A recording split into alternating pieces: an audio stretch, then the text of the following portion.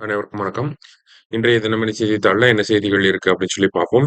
முதல்ல பார்த்தீங்கன்னா, நமக்கு ஆ கடுமையான குற்றங்களில் கைது செய்யப்பட்டால் பிரதமர், அமைச்சர்கள், முதல்வரை நீக்க மசோதா. இந்த மசோதாவ மத்திய அரசாங்கம் இன்னைக்கு லோக்சபால தாக்கல் செய்ய இருக்காங்க. சரியா? அதாவது 130வது கான்ஸ்டிடியூஷனல் அமெண்ட்மென்ட் பில் அத தான் கொண்டு வர போறாங்க. இந்த கான்ஸ்டிடியூஷனல் அமெண்ட்மென்ட் பில்ல பொறுத்தவரைக்கும் பார்த்தீங்கன்னா, serious allegations and then police கஸ்டடியில இருக்கக்கூடிய prime minister, central ministers, chief minister, state ministers எல்லாத்தையுமே பதவி நீக்கம் செய்யறதுக்கான ஒரு அம்சத்த கொண்டு வர போறாங்க. ஏன்னா, இதுக்கு முன்னாடி கான்ஸ்டிடியூஷன்ல பார்த்தீங்கன்னா, ஒரு மினிஸ்டர் இருக்காரு. அவரு சீரியஸான கிரைம்ல ஜெயில்ல கஸ்டடியில இருக்காரு அப்படின்னா, அவர் ஜெயில்ல இருக்கப்ப அவரோட பதவிய ரிமூவ் பண்ணணும்னு எந்த ஒரு கான்ஸ்டிடியூஷனல் புரோவிஷனுமே கிடையாது. ஓகேங்களா?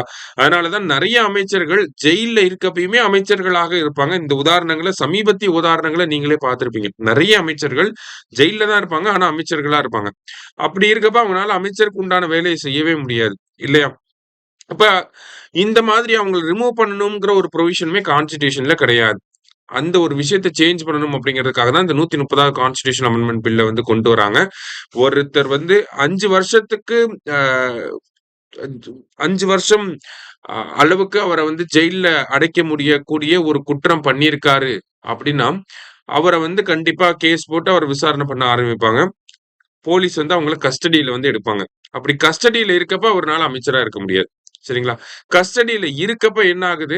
30 நாளுக்குள்ள அவர பதவியிலிருந்து அமைச்சர் பதவியிலிருந்து தூக்கியிருக்கணும்.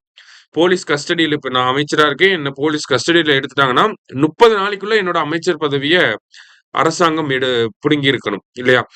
அப்படி என்னோட அமைச்சர் பதவிய 30 நாள்ல அவங்க ரிமூவ் பண்ணல அப்படின்னா, 31வது நாள் ஆட்டோமேட்டிக்கா என்னோட அமைச்சர் பதவி போயிரும். சரியா?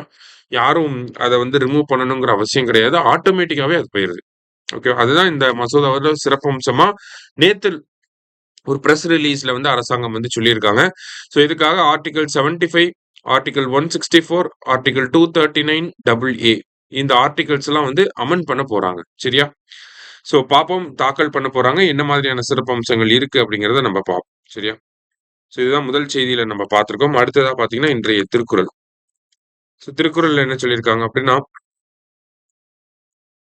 அளவளாவு இல்லாதவன் வாழ்க்கை குளவளாக கோடின்றி நீர் நிறைந்தற்று அப்படி சொல்லி கொடுத்திருக்காங்க.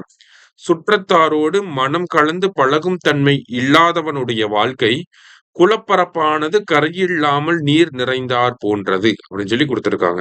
சரியா? சோ அக்கம் பக்கம் பழகி இருக்காதவங்களோட வாழ்க்கை எப்படி இருக்குமா? கரை இல்லாத குளம் போல இருக்கும் அப்படின்னு சொல்லி இப்போ ஒரு அர்பன் கல்ச்சரை அப்படியே சொல்லியிருக்காரு அப்பயே. சரிங்களா? திருக்குறள் எண் 523 அதிகாரம் சுற்றம் தொழால் அப்படிங்கிற அதிகாரத்துல. கடைசியா பாத்தீங்கன்னா, முன்னாள் படை வீரர்களுடைய வாழ்வாதாரத்தை மேம்படுத்த புதிய திட்டம். இந்த திட்டத்தை பத்தி நம்ம ஆல்ரெடி பார்த்திருக்கோம். முதலமைச்சருடைய காக்கும் கரங்கள் அப்படிங்கிற திட்டம்.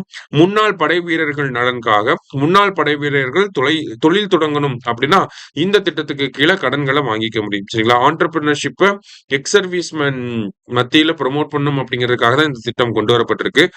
இந்த திட்டத்துக்கு கீழே பாத்தீங்கன்னா 30% மூலதன மானியம் கேபிட்டல் சப்சிடி அப்படிங்கிறது 30% தரப்போறாங்க மூலதன மானியம். 3% வட்டி மானியம் இன்ட்ரெஸ்ட் சப்வென்ஷன் அப்படிங்கிறது அரசாங்கம் தரப்போறாங்க. அதற்கு கீழ கடன்களை வாங்கி தொழில் தொடங்கிக்கலாம். அந்த ஒரு விழா நேத்து நடந்திருக்கு. சரியா? இன்றைய செய்தித்தாள்ல இருந்த முக்கிய செய்திகளை பார்த்திருக்கோம். நன்றி. சுரேஷ் IAS அகாடமி வெற்றியின் முக